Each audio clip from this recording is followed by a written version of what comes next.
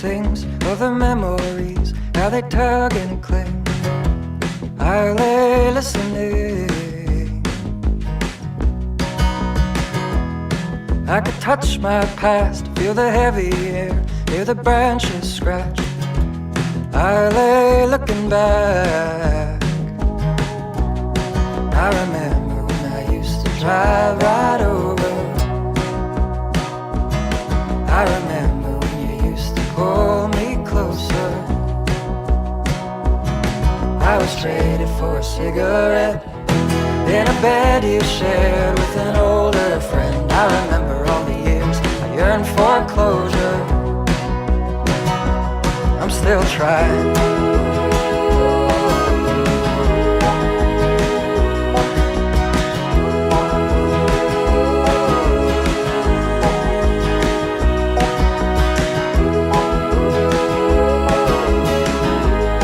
Okay, Matthew, so where do we even begin? Let's just jump straight to it, Matthew, because Let's do the grief we gave our mother, and it's set to release on September 10th. So 10 days from now. I know, it's crazy. I don't say this lightly, Matthew, but that's one of the best listens to we've had this year. It's absolutely wonderful. Wow, thank you very much, Jamie. I really appreciate that. That's so good to hear. I'm glad you like it. It was phenomenal. I mean, from Marianne to beginners, it's just a whole journey. Like the songwriting, the harmonies, the production is just perfect, man. It's a really great art that you created there. Thanks, dude. That's really kind to hear. Thank you, man. Yeah, absolutely. So let's start with that, Matthew. Like, Sure. what's the feeling, days before finally, this project that you've had for a while is set to be released to the world at large, man.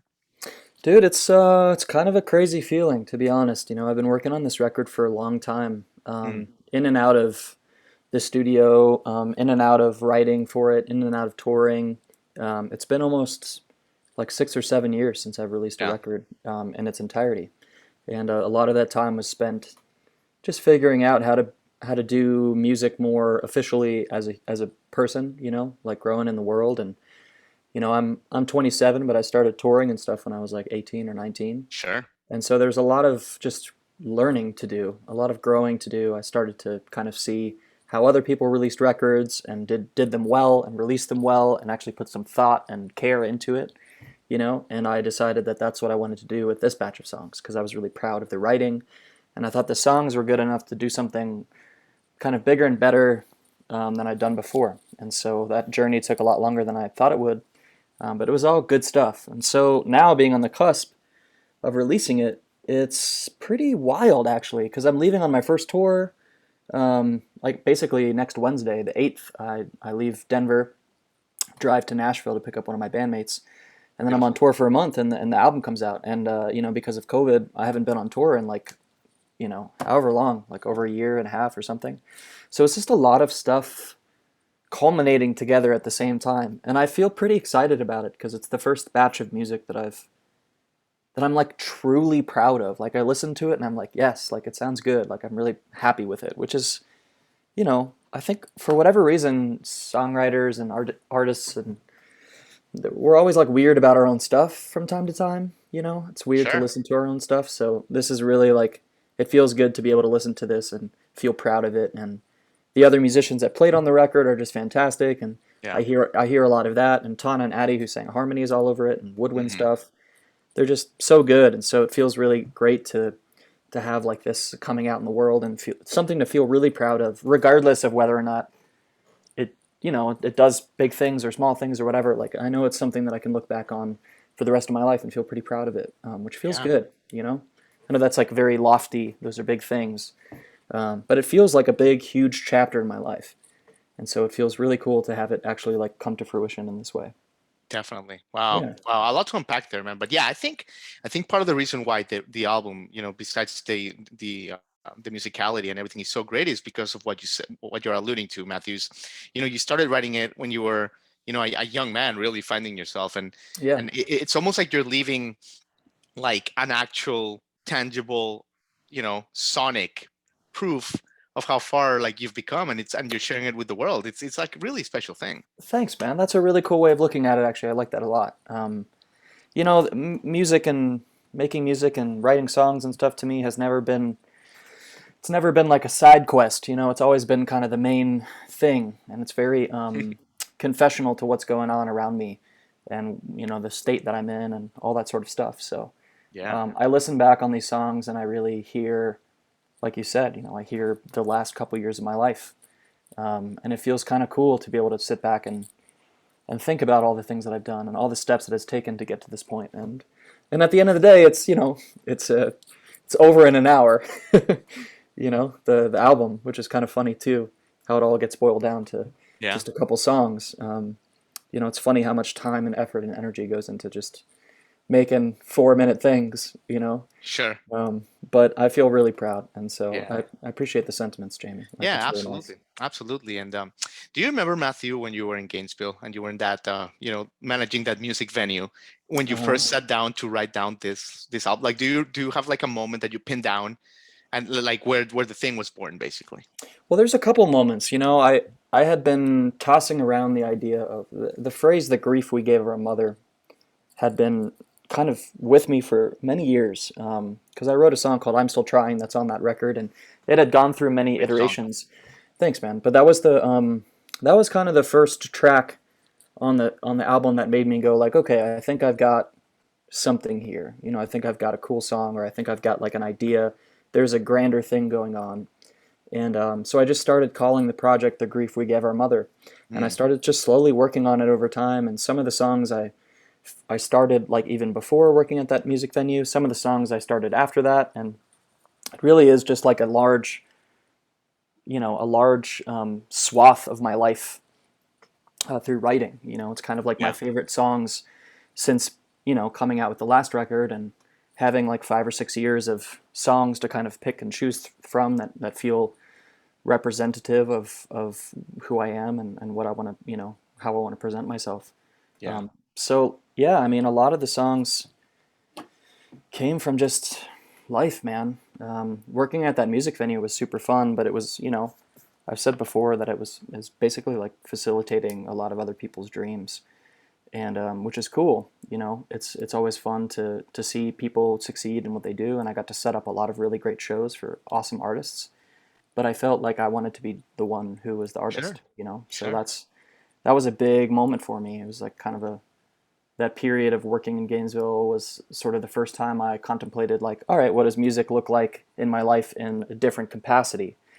You Yeah. know, other than playing and touring and all that sort of stuff. And then I kind of Yeah. realized like, oh well, playing and touring is what I'm supposed to be doing. Yeah. Totally. It brings me the most joy and centers me for some reason, which is weird. Yeah. Absolutely. And now, okay, you briefly alluded to your first album, Beginnings, which you recorded in your kitchen, by the way. I did. Um, But okay, I have a couple questions here. But like the Cool. first one would be okay. Like you lived in Gainesville, of course. Mhm. I can't help comparing this new project to Beginnings. That there is like a very human, like American, all American element to it. And I'm just curious if like some of like, I mean, I'm sorry to be so cliche, but some of Tom Petty's kind of like energy in Gainesville, like or just by you being there and you experiencing that, you brought to your own songwriting. You know, I think Gainesville was the first time in my life that I was actively around really great songwriters by choice all the time. Right. There are some really good songwriters that live in Gainesville, and I was friends with a lot of them. And working at that venue, I got to really like rub shoulders with other artists, and it was a place where music was very much alive to me. The Mm, music venue is a very beautiful venue. It's a 140 seat listening room with state of the art sound and all that sort of stuff. And I had kind of the run of the gamut on that place. So after hours, I could listen to whatever I wanted through the Danley speakers in that place, which is so fun to put on like Michael yeah. Jackson's Earth Song, like as loud as you can go, you know, and just blare the windows out and stuff like that. So I had access to a lot of really great recording equipment, and while I ultimately didn't use that to record the record, it it sharpened the blade that made everything else possible. You know, it got my mind thinking and logistically understanding what it takes to do a record of the caliber that I wanted to do. You know, because I Yeah. was around the gear and I was around the people and I was seeing people make records. I was watching shows happen. I was facilitating other live shows, so I got the kind of the back of house experience on like, okay, how do you book these sorts of venues, or how do you like how does it all work? And so I got to really see like a huge overview of a lot of things in the day to day that I had been involved in, but only from the musician standpoint. And now being from the other standpoint, I really just got to like be a kind of a nerd about it, which was really Totally. fun. And it definitely made me kind of like really think about how I wanted to do music in the future, and you know, and just I just learned a whole lot. Definitely. Being educated is half the fun of doing this stuff. You get a little bit better as you know what's going on a little bit more. It Yeah. becomes less mystical and a little more tangible. I agree. Yeah. And that was really important for me for sure. I could talk to you for 17 hours. I'm already realizing this, but Matthew, Oh yeah, you and I seem like we're gonna talk all day. I'm down with it, man. I got oh nothing. man, so cool, man. Well, listen, you're from Orlando. I am. Yeah. I'm from Miami. I Hell yeah. love Florida. Love my home state. All the good stuff, the weather, the taxes. We love Florida. Yeah, yeah. But why do you think, though? And this is completely off like Sure. off prep, but like, why do you think, man, that like that Florida, it's just not a good breeding ground for good artists like yourself. It's just such a shame. I had to get out of, and I'm in Nashville now. The same. Yeah. It's almost like there's a roof. Why do you think that is? I've been thinking about that a lot, coming from there. I want to say a lot of it has to do with the fact that it is sort of an isolated state. You have to drive like a band has to drive hours and hours from Atlanta to get into Orlando or Miami, or Right. it's a huge leg of a thing. Like if you Yeah. want to do it, you have to really make you're not usually playing one show unless you're flying and doing stadiums, and then you don't have to worry about it anyway. Um, but you're never playing like one show in Florida. You have to book like 3 or 4 shows to make it work, and a lot of people, Mhm. for whatever reason, don't make it happen. Sure. And I think it's also kind of it's one of those spots where um, there are pockets of like there's a lot of political stuff going on. It's a pretty red state, and more than it is a blue state in a lot of ways. And I find that a lot of like the arts thrive under more of that kind of mindset. I would Yeah. say, you know. Um, I but I agree. don't know, man. I think it's just it's a cool spot, and it's a really great place to grow up. It's a great place to be in nature. You're right by the beach. No matter where you are, there's lots of like really cool old school rustic Florida stuff that people don't really know about. Like you Right. drive through the Panhandle or any of that stuff, and it starts to get really country pretty fast. Yeah. Yeah. Yeah. And but that's kind of what's cool about it. There is a culture there, but it's definitely more of like a low key culture than like people trying to like make a lot of shit happen, I think. Yeah. You know? Totally. And I was Totally. definitely like in this position where like I had some great friends who are songwriters, and Orlando is a cool place to grow up, but I wanted to move to Nashville, and I wanted to be in New York, and I wanted to, Colorado. It's also yeah, booming. Yeah. Colorado. I wanted to Absolutely. kind of like get out of town and do something different and see somewhere different, and Yeah. I think it's pretty natural to want to leave the place where you are from Definitely. Yeah. and For do sure. something, and then you come back with a further perspective on all that stuff, which is really cool. Very well said. Very well said, Matthew. And Thanks. okay, so you talked a little bit about the band that you record the album with, and it's so Mhm. great. So let's talk about Thanks, Tana man. and Addy Prado, for example. Yeah, And yeah. you alluded to them.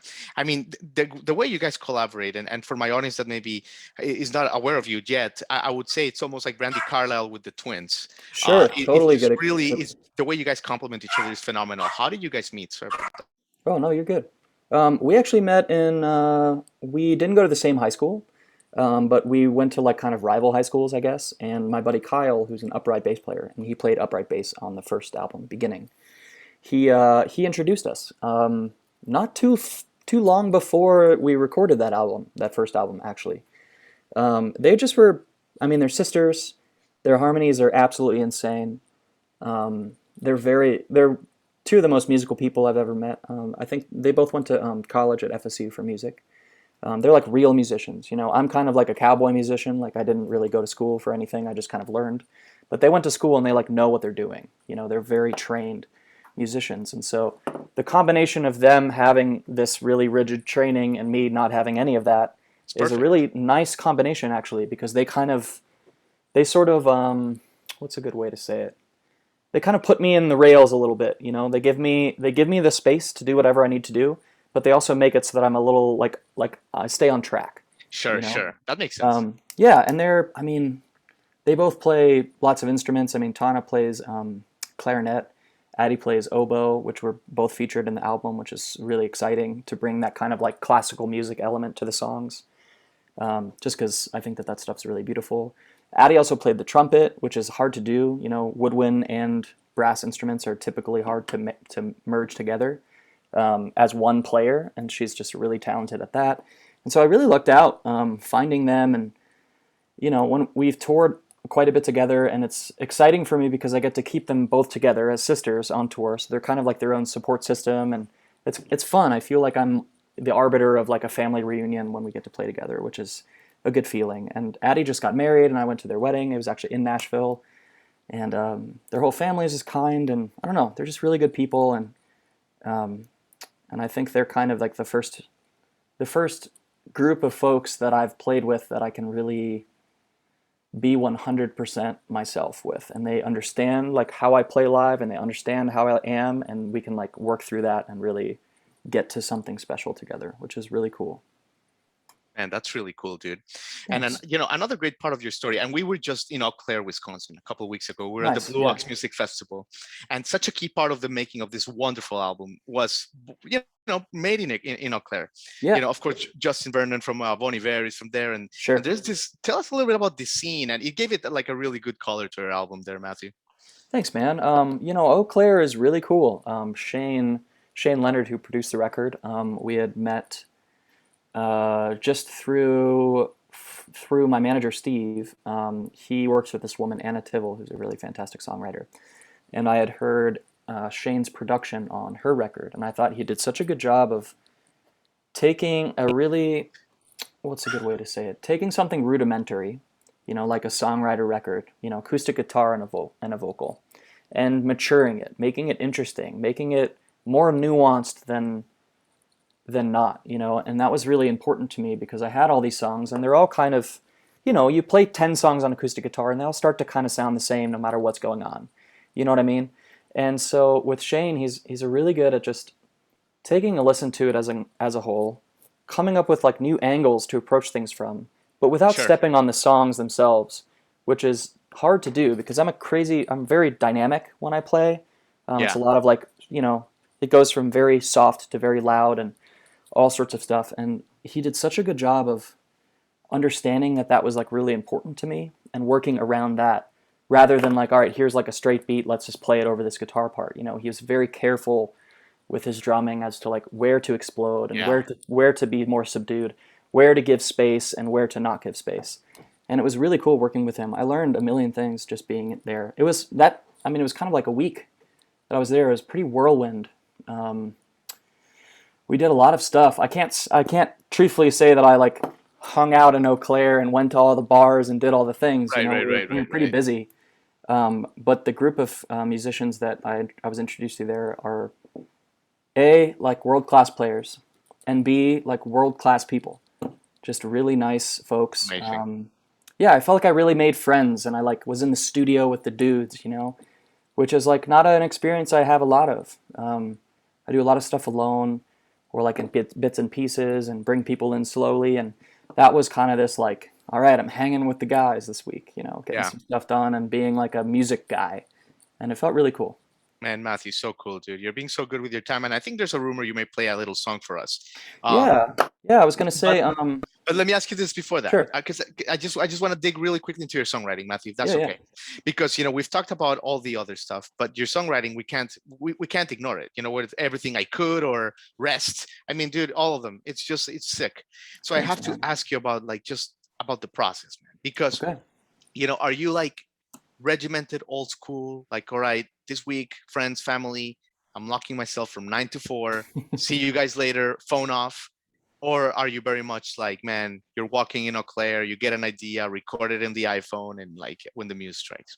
It's very much the second one. It is no Nice. structure whatsoever to the way that I write, which is, something that I could probably work on. I'm trying to take a lot of time to really think about how I've done things in the past, how I want to do things in the future. It would definitely benefit me to take some time every day and sit down for an hour and really actually concertedly write some stuff. But I find that most of the work that is the most engaging to me is done very impromptu, for whatever reason. I don't know why, I don't know what it is, but there's this feeling when you write something. Now, recording and playing and all that sort of stuff, that's more of a finesse, for sure. That's takes some time to kind of think about it. I practice the songs, I kind of decide what the delivery is and that kind of thing. But the writing itself is most powerful to me, which is what's most important to me. Like if it's not powerful to me, then I don't want to sing it, you know? If it Sure. doesn't mean anything to me, like it can be a really cool song, but if it's not like emotionally moving to me, then it's whatever. Interesting. So I really like take the time and space to make sure that what I'm singing matters to me, which is easier said than done because sometimes it's like a little word that doesn't feel right and that I need to change and sit with and stuff like that. Um, but the best songs in my mind that I'm most proud of have all been written pretty kind of spur of the moment. Like Beginners, I wrote that in like 5 minutes. Everything that I could, I wrote that in like maybe Unbelievable. 15 That minutes. unbelievable.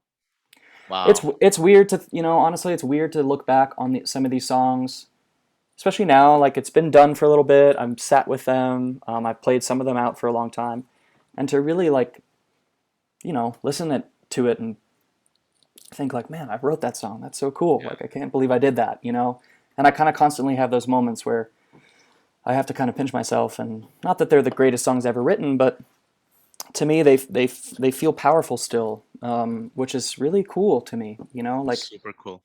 yeah, I'm really lucky to every now and then get like the chance to write something that matters to me. Unbelievable. I feel like, not only for myself, but people should really check Matthew Fowler on tour this year because obviously, like as you're hearing it for my audience, like you're seeing an artist just really performing songs from his heart, from his soul, man. Like, and Thanks, that's a dude. special, man. So people should really check you out. I'm definitely gonna make the effort for sure.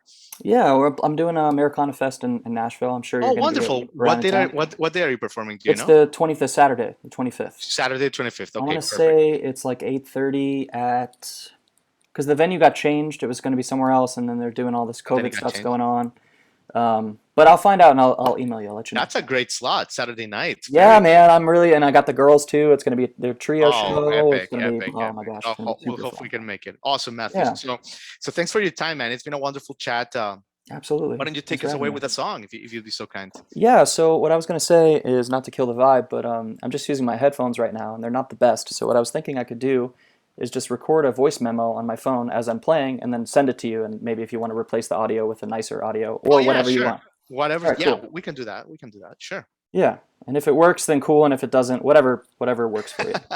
So I I'm like gonna that. press record on my voice I think memo right now. I think Sam, my producer here, I think she's giving me the thumbs up. All So right, perfect. So I'm gonna take these guys off, and I'm gonna play a song. I think I'm gonna play Cassie for you beautiful. guys. Thank So you. give me 1 second, and hope you enjoy it.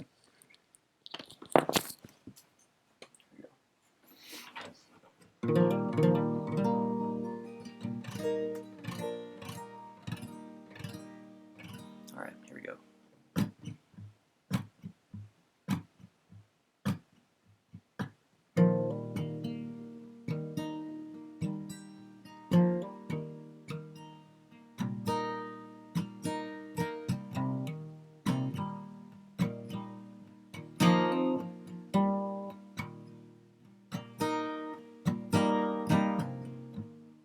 Cassie, I'm glad that you were with me. You made it easier to smile.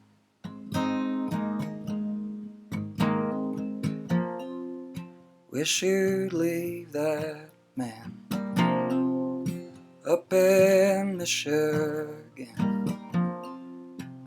I can make it worth your while.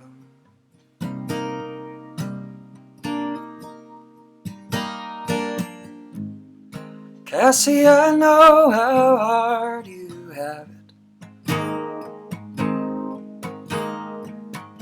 I've felt you ache, I've seen you age, but I could book some shows down in Mexico. Let your hair down for a change. Oh, na, na.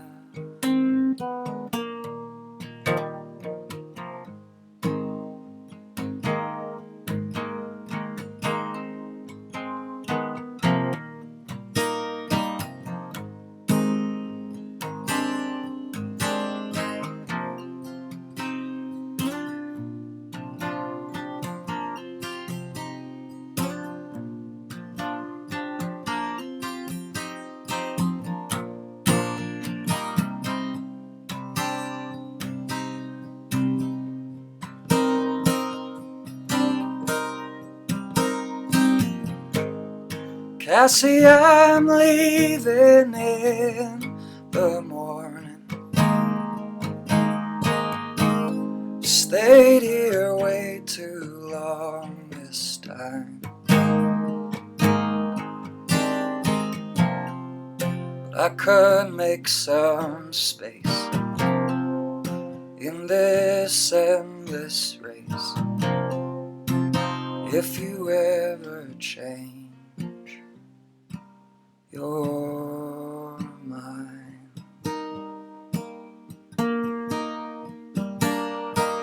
Na,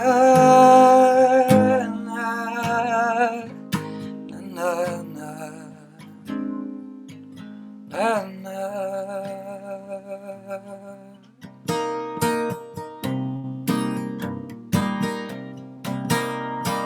Na, na, na,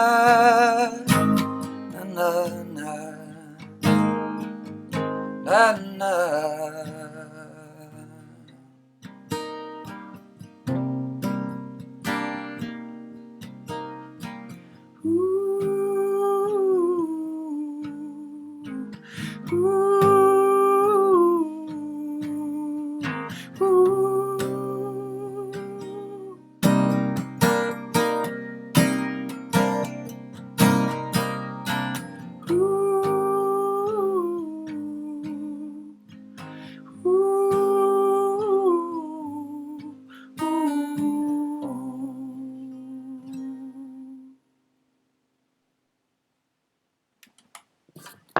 Oh Right. man, that was absolutely wonderful. Right. That Matthew, that was. was wonderful, man. Thanks very much. So Wow. I recorded it, and then I can either email it to you or whatever you want to do it. Yeah, I mean, either works, man. That was just we're still recovering from that one. Just just really great stuff, Matthew. Thanks, dude. Thank you, and congratulations again. I mean, this album is gonna have legs for a long time. Congratulations, Matthew. Thanks very much, man. I appreciate the kind words, and thanks for having me. And Yeah, I hope to see you in Nashville. I would love to buy you a absolutely. beer. It'd be awesome. Oh, we are honored. Thank you so much, Matthew. Great to see you, man. Have a good Take one. care. Cheers.